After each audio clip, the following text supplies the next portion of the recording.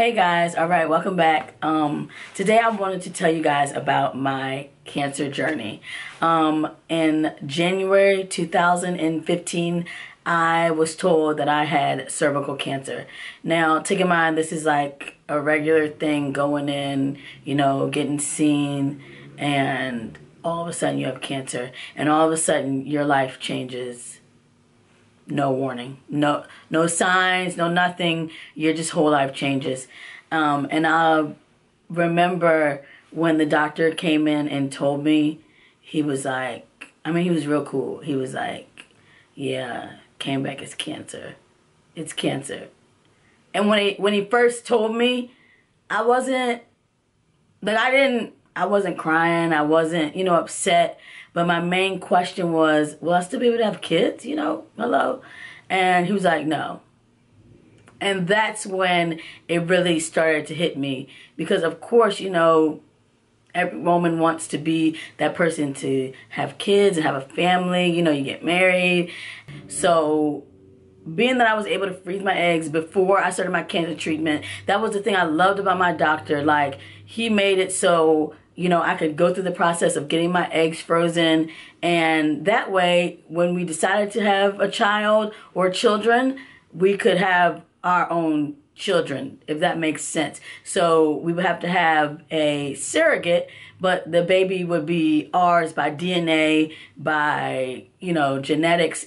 Although that was all well and good, I still have problems to this day, like right now, where I think about, you'll never be able to carry your own baby. You'll never be able to feel the kicks in your stomach. You'll never have that experience of just rubbing your stomach or your husband rubbing your stomach. And it's really hard to go through things like that. And although it's hard, I try to just look at it as, what? Everything happens for a reason. There could have been complications with my lupus. There could have been other complications. So this is for the better. And this, everything happens for a reason. So, on a daily basis, of course, if you're going through the same situation, you might feel like, oh my gosh, this is horrible. Oh my gosh, but, I'm just thankful that we have the opportunity to still, be able to have our own child one day because of the freezing of our eggs. And, all we can do is continue to pray, right? So that's what we do. That's what I do. So now moving along back to the story. After the process of freezing the eggs, I had to go through 5 weeks of chemo and radiation. And this was the longest 5 weeks of my life. It was every day for 5 weeks, except on weekends. But on weekends, I would usually go in to get fluids because it was sucking the life out of me. So on Mondays were my chemo days. So I actually have a port that you can see right here, my port scar, where they would go in with the needle. It's just really hard to try to think about this all over again because it was the most difficult time in my life. But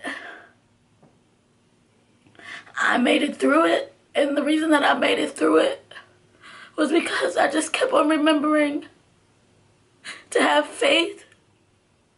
Because faith is what kept me through the whole process.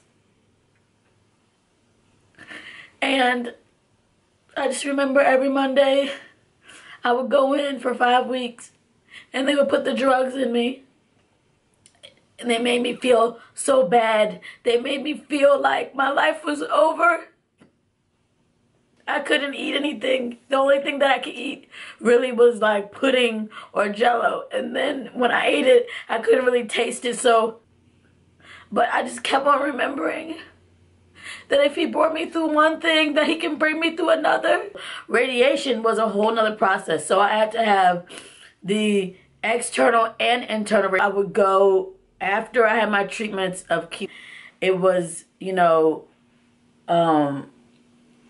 it was like, okay, you're done. You did it. You did it. But there were still side effects from the radiation. And there were still side effects from the chemo. So even after I finished, it took a good probably 2 months for me to try to become myself again. For me to regain my, or try to somewhat regain my strength and to, you know, just be myself again.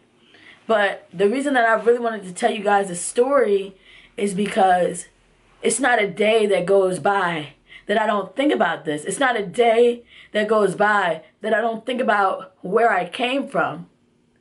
It's not a day, so I still had a tumor the size of a softball, and also, although I still had to go through those treatments, all I can say is thank you, because even though it was such a horrible experience, even though I was so sick, in the end, I just kept on thinking, you know, God, if you can bring me out of this, if you can bring me out of what you brought me out of before, you know, like I said in my last video, like I had no doubt that, you know, he would bring me out of it. And it was times when it was tested. It was really tested. I would put on my headphones and I would listen to my Pandora Silver and Gold radio. Y'all be thinking I'm playing when I talk about this station. But I put it on, and throughout my treatment, I would be under my blanket crying to myself. I would be under my blanket praising God for just keeping me this far. I would be under my blanket asking God to please help, please, Lord, just let me not feel nauseous, Lord. Just let me make it through this, God. Just take me, just heal me. Just get me to the end, Lord. And in the end, it all worked. In the end, I saw the light at the end of the tunnel. In the end, look at me now. Look at me now, y'all. Look at me now. It's crazy how you can be so down, how you can be so depressed, how you can be so sick, how you cannot be able to walk, how you cannot be able to talk, how you cannot be able to eat, how you cannot be able to see. But then, look at me now. Look at me now. Look at me now. It's unbelievable. It's unbelievable. And that's why every day I say thank you. Every day I get up in the morning and thank the Lord for another day. Every day I praise him, because if it had not been for the Lord on my side, tell me where would I be? Tell me where would I be? I just had to give him praise. I just had to thank him. I just had to make it through. I just had to. I hope you guys could get something out of my story and my experience. I hope to do a video on the things that I did to make myself more comfortable during my cancer treatments. Also, you know, just talk more about it, going into detail. I also still have to do my lupus video and talk about that and my experiences, how I was diagnosed, and the instances that happened up until then. So thank you guys for watching, and I will see you guys soon.